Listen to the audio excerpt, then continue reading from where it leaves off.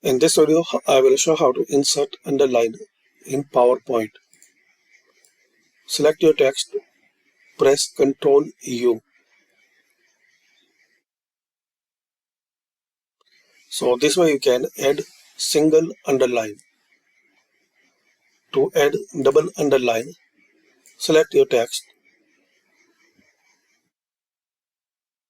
insert, then shape, select the line. Now draw your line. Press and hold Shift and draw. Now make changes. So increase the shape, line thickness,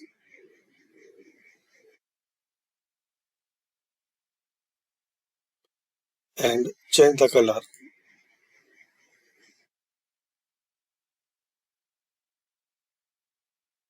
Now make and adjust the size for this line.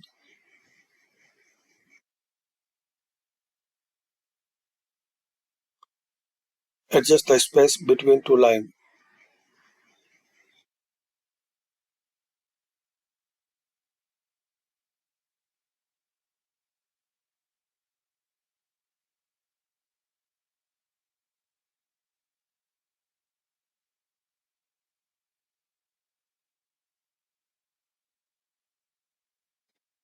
So thanks for watching. Comment this video useful for you.